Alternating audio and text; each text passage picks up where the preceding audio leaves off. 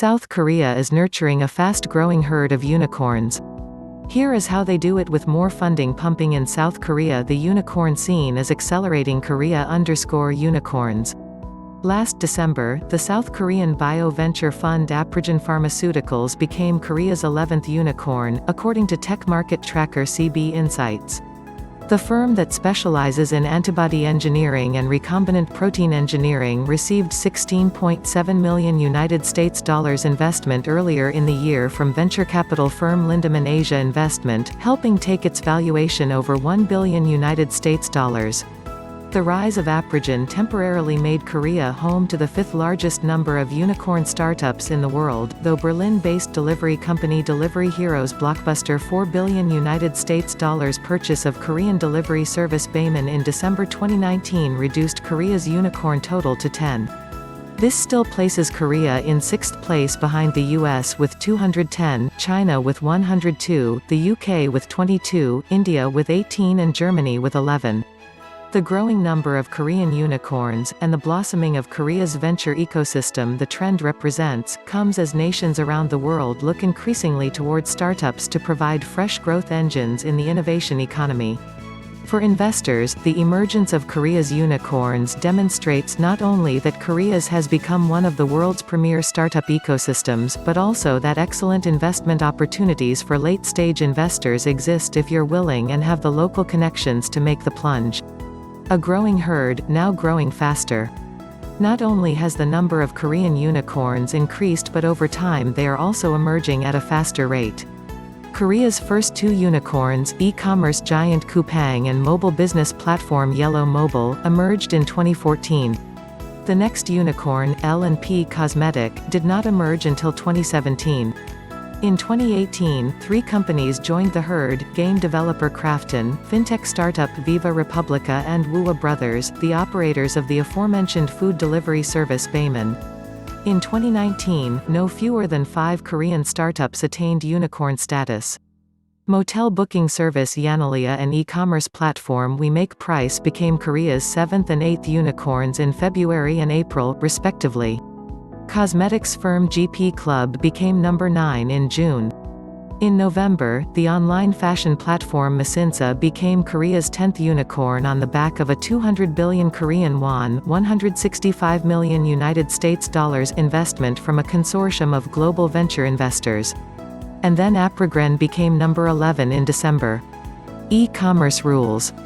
The growing number of unicorns, and the nature of those unicorns, demonstrates much about Korea's fast-developing startup ecosystem. E-commerce services such as Coupang and We Make Price account for over half of Korea's unicorns. This can be attributed to the rapid growth of the country's market for online and mobile shopping and delivery apps. That market has drawn record levels of venture investment, beginning with SoftBank's $3 billion investments in Coupang in 2015 and 2018. Even the conservative National Pension Service felt the market attractive enough to invest 350 billion Korean won $290 million in SK Planet's online shopping platform 11th Street. Some of Korea's unicorns have attracted significant investment by targeting overseas markets from the start. Game developer Krafton is perhaps the best example. The company unveiled its smash hit PlayerUnknown's Battlegrounds on the global game platform Steam, where it met with commercial success and critical acclaim. As a result, the company's value skyrocketed from 920 billion Korean won $762 million to 1.5 trillion Korean won $1.2 billion. L&P Cosmetics sells its popular facial mask Mediheal in 26 counties, including China, Japan, Singapore, the UK, Italy, Canada, Australia, and Brazil. The overseas market accounts for over 60% of the company's sales. This was enough to attract the attention of Credit Suisse, which invested 40 billion Korean won $33 million in the company in November 2018, propelling it to a 1.2 trillion Korean won $995 million valuation. The case of fintech company Viva Republica, the operator of the mobile remittance service TOS, shows another path to unicorn status, reshaping a traditional industry. Toss revolutionized Korea's cumbersome online payment system with a Venmo-style payments engine.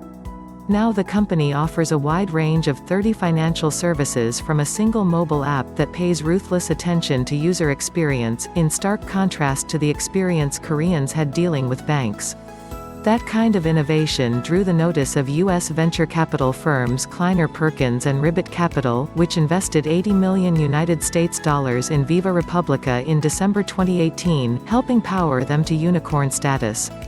Government funds playing a part. Perhaps surprisingly, government policy has played a role in the emergence of Korea's unicorns.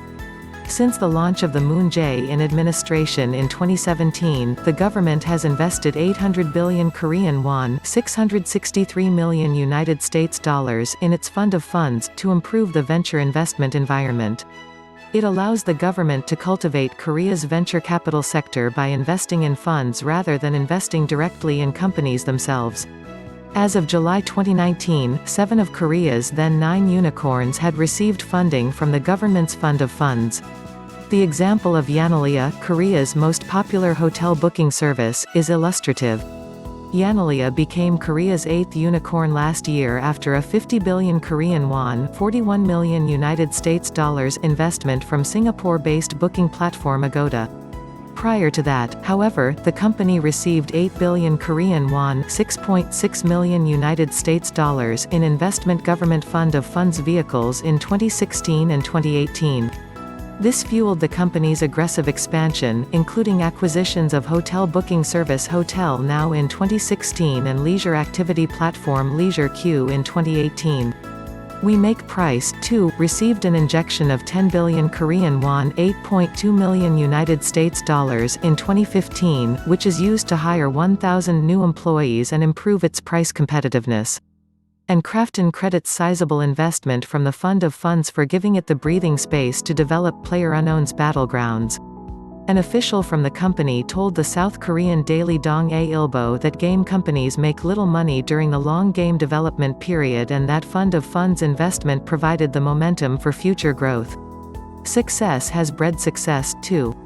Though the fund of funds has proven critical in early funding rounds, international investors have driven the late-stage investment that has produced all but one of Korea's 10 unicorns. Until recently, however, global venture firms had few reference points that could convince them to take the plunge into the Korean market. The success of e-commerce giant Coupang, the Amazon of Korea, proved that Korean companies could grow fast even without sizable profits or an IPO. The subsequent success of other Korean unicorns, let alone the $4 billion acquisition of Baemin by Delivery Hero, has further emboldened international investors by proving that lucrative opportunities exist in Korea.